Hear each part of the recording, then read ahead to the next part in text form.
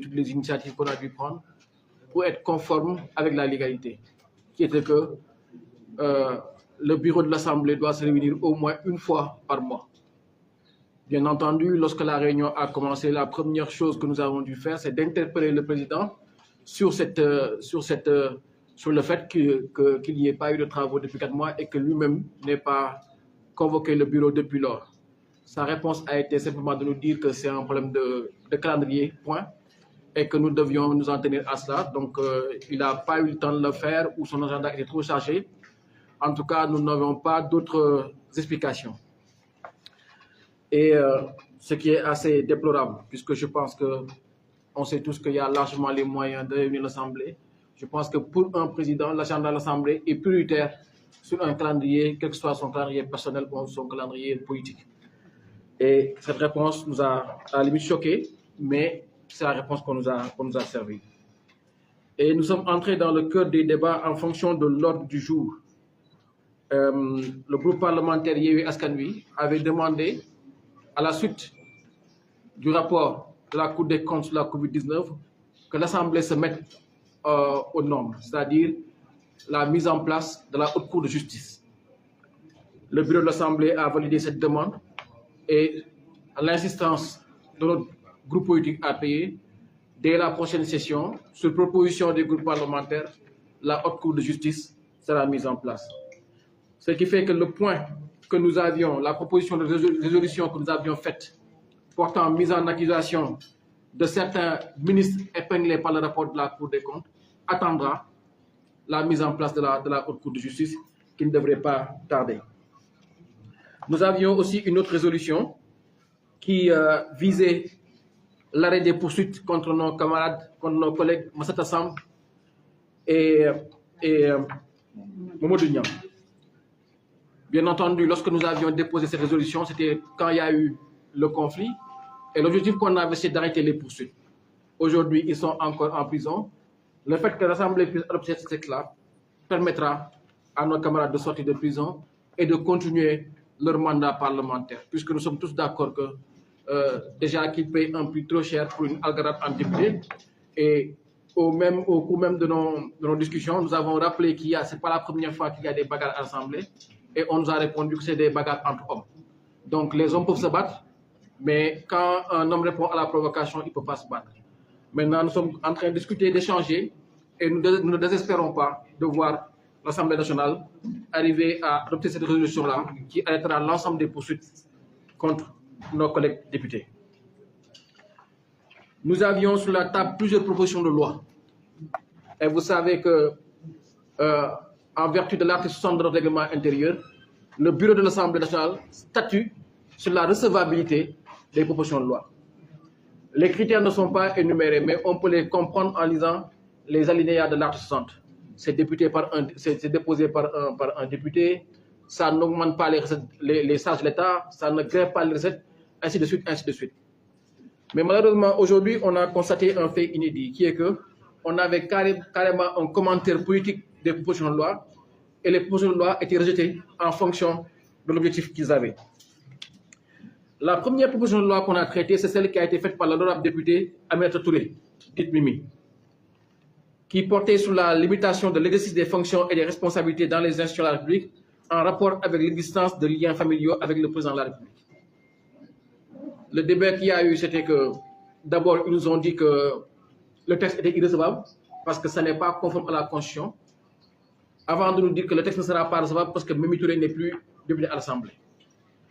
On leur a dit que ça ne suffisait pas puisque un député peut déposer un texte, être malade ou être absent, ainsi de suite. Ils nous ont dit qu'en l'espèce, même si le texte passe en plénière, Mme Mimi Touré ne sera pas là pour plaider le texte. Donc ce qui fait qu'au vu de ces raisons-là, la proposition de loi de Mme Mimi Touré ne sera pas recevable. Il y avait la proposition de loi faite par l'honorable député Cheikh Aliou Bey et qui portait sur la modification du code électoral, notamment sur les aspects liés à l'inscription, à la période d'inscription, c'est-à-dire les révisions ordinaires.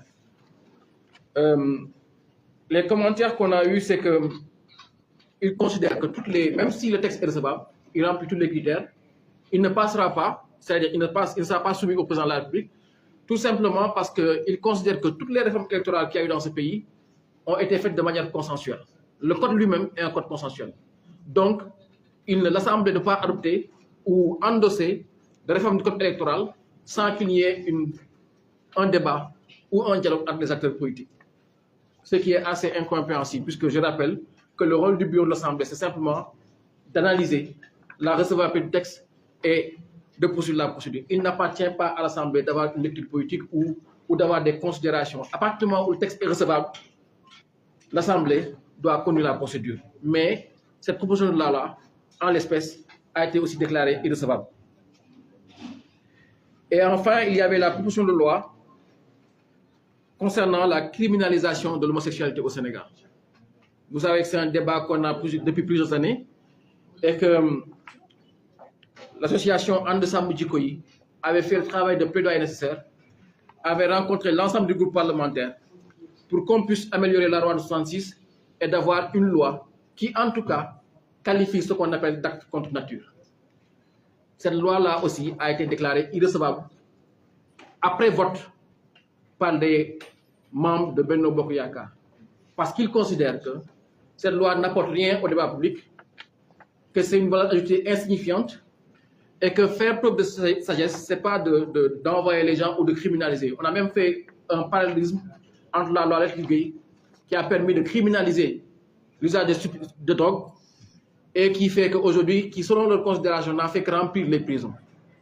Aujourd'hui, ils considèrent que le sort de cette loi-là est la même et que si on doit voter cette loi-là, elle n'aura aucun impact. Au contraire, ce n'est ni courageux, ni pertinent, au vu de la situation sociale du pays, de voter une loi portant criminalisation de l'homosexualité.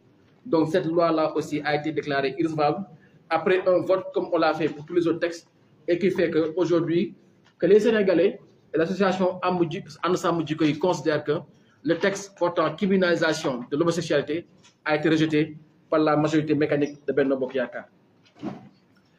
Nous nous sommes ensuite penchés sur les demandes de commission d'enquête. Vous savez, il est important quand il y a des débats publics, quand il y a des scandales ou autres qui interpellent, qui percutent les Sénégalais, que l'Assemblée puisse s'en saisir à travers une commission d'enquête pour pouvoir dire la vérité aux Sénégalais. Et il y en avait plusieurs sur la table. La première qu'on avait, c'était le fameux contrat de 45 milliards pour l'acquisition en âme du ministère de l'Environnement, qui a été signé par M. Abdoulaye Daouda Diallo et M. Abdou Karim Sall. Il était important pour nous, et on l'a défendu, que l'interrogation, les mois que cela c'était au niveau de l'opinion, était important qu'on puisse en débattre et que le ministre vienne s'expliquer. S'il considère que ce contrat est en bonne et due forme et c'est un besoin avéré du pays, l'expliquer aux Sénégalais. Mais malheureusement, on nous a demandé de passer automatiquement au vote et l'Assemblée considère qu'il n'y a pas nécessité de faire une commission d'enquête sur ce contrat en amont.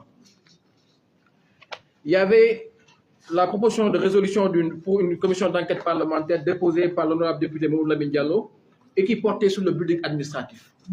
Vous savez, ce building-là, au départ, on nous avait dit que c'était une rénovation qui allait coûter 17 milliards. Au finish, les travaux ont coûté plus de 50 milliards.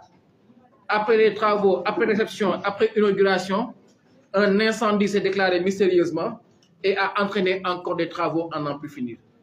L'Assemblée, à travers l'honorable député Mamadou Lamine Diallo, considérait qu'il était important de faire une commission d'enquête, puisqu'on ne peut pas engager autant de ressources sur un bâtiment qui n'est toujours pas disponible. On ne peut pas engager autant de ressources sur un bâtiment qui a fait l'objet simplement d'une rénovation.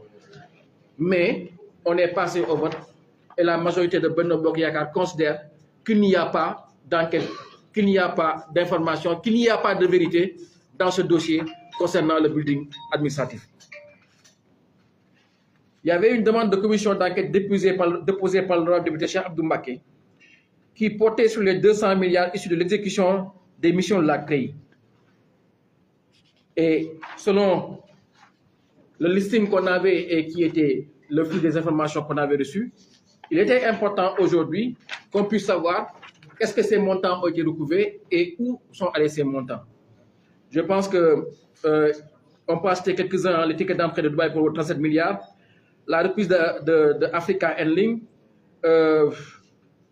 les dettes d'Abbas Jaber, les comptes bancaires de Karim Wade, les fameux 8 milliards, les 3 milliards de Taïbou Ndiaye, les 47 milliards de Aïda Nyong, tout cet argent, toute cette manne financière qu'on nous a présenté comme une mobilisation de la crise, on avait envie d'avoir plus d'informations, de savoir où est-ce que cet argent est allé, qui les a mobilisés, où est-ce qu'on les a déposés. Mais par vote, la majorité de Benno Bokk Yakaar considère aussi qu'il n'y a pas de motif de faire une commission d'enquête sur des montants recouvrés par la CREI. On avait demandé, et c'est l'honorable député Guy Marius Sagna qui avait déposé, une commission d'enquête sur la situation financière et administrative de la Poste. Vous savez que depuis des années, la Poste est à l'envers, fortement heurtée par une gouvernance scandaleuse d'un responsable politique qui habite à Thiès. Aujourd'hui, la Poste vivote. On a chaque jour des mouvements sociaux. Il était important pour l'Assemblée de faire une enquête parlementaire sur le fleuron de l'administration sénégalaise qui est la Poste. Mais comme on l'a dit, après vote, la majorité de Benno Bokk Yakaar considère que l'Assemblée n'a pas à faire une commission d'enquête sur la Poste.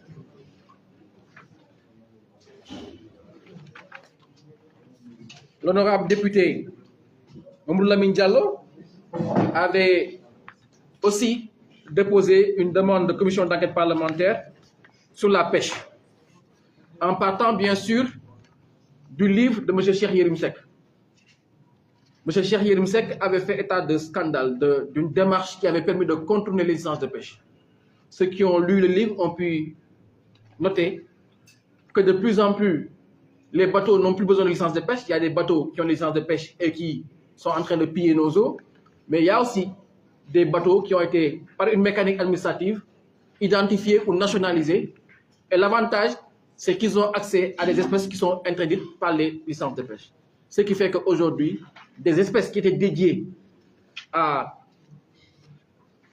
la nutrition des Sénégalais, comme les yeboy ont tendance à disparaître. Puisque cette démarche de nationalisation permet à ces bateaux-là d'avoir accès à nos eaux et de pêcher n'importe quelle espèce. Il était important au vu de la situation qu'on avait et c'était d'autant plus pertinent puisque vous avez vu aujourd'hui ce qu'on a vu entre les pêcheurs de Kayar et de Gendar et de Mboro et qui sont des signaux qui nous montrent que c'est un secteur qui est profondément en crise. Et c'est un secteur qui, en termes d'emploi, polarise plus d'1 million de personnes dans ce pays-là. 600 000 actifs et tout ce qu'on a autour en termes de transformatisme et ainsi de commerce, ainsi de suite. Donc c'est un secteur important pour notre économie qui est fortement impacté, mais malheureusement l'Assemblée n'aura pas la possibilité d'avoir la vérité sur ces licences de pêche-là, d'avoir la vérité sur ces bateaux battant pavillon sénégalais, parce que la majorité mécanique de Benno Bokk Yakaar, par vote, considère qu'on ne peut pas aller plus loin sur cette problématique-là. Il y avait une autre, toujours dans le même prolongement. Je pense que vous aussi, comme tout le monde, nous avons pu lire le livre de Cheikh Yérim Seck qui avait fait état de scandales sans nom dans le domaine de l'énergie, avec surtout la centrale à charbon de Bargny, gérée par la CES en contrat avec la Sénélec.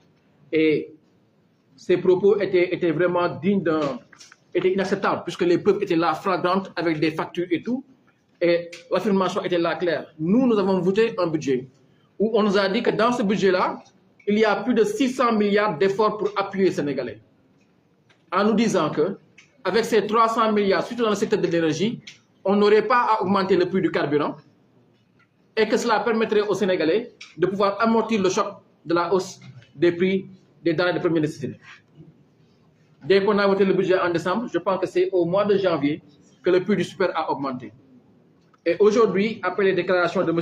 Yérim Seck, il était important qu'on puisse avoir une commission d'enquête parlementaire pour savoir qu'en est-il de ce contrat, puisque ces affirmations sont claires.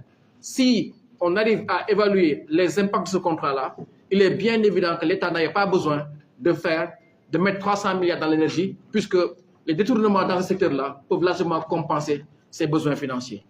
Mais après vote, on a considéré qu'il n'y avait pas à aller plus loin et à faire une commission d'enquête parlementaire.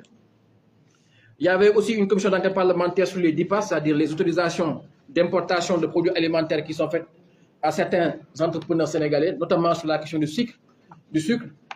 C'était très important pour nous puisqu'on a commencé tout un travail sur la question de la viabilité des prix en analysant toutes les structures de coûts. Là aussi, on s'est heurté à un mur. Il n'y aura pas de commission d'enquête parlementaire sur cela. Et enfin, il y avait toujours une autre demande de commission d'enquête parlementaire sur le matériel militaire avec le courtisan israélien. Je pense que j'en ai déjà fait état. Donc, toutes les propositions de loi qui ont été faites par l'opposition ont été rejetées. Toutes les demandes de commission d'enquête parlementaire ont été rejetées. Donc, ce qui fait qu'aujourd'hui, on peut considérer que c'est vraiment notre rôle de contrôle de l'action gouvernementale qui a été bloqué et qu'aujourd'hui, véritablement, l'Assemblée ne devra se contenter de quelques questions orales, questions écrites ou de questions d'actualité, puisque le code de conduite qui devait être déterminé aujourd'hui a été renvoyé à la réunion des présidents de groupes parlementaires. Mais notons et retenons que le cœur de l'action parlementaire, qui est le contrôle de l'action du gouvernement, n'aura pas sa réalité dans cette législature-là. En tout cas, Benno Bokk Yakaar n'est pas enclin à débattre, n'est pas enclin à parler des dossiers, n'est pas enclin à informer les Sénégalais sur les sujets qui les importent, qui les intéressent, et comme vous l'avez vu, qui ont été déposés par les députés. Notre interrogation a été beaucoup plus forte puisque le bureau de l'Assemblée n'a pas vocation à avoir un avis ou un avis politique ou autre sur les textes qui sont déposés. Nous devons juste analyser la recevabilité et transférer le texte au président. Mais aujourd'hui, on considère qu'on est entré dans une nouvelle ère où le parlementarisme de blocage existe et ça a été inventé par Benno Bokk Yakaar. C'est ce que j'avais à dire en introduction en passant la parole à M. Birame Souleye. Merci beaucoup, honorable Abba Mbaye. Léegi ñu jël kàddu bi jox ko le président Birame Souleye Diop mu faram-fàccee lu mu war a wax ci wolof.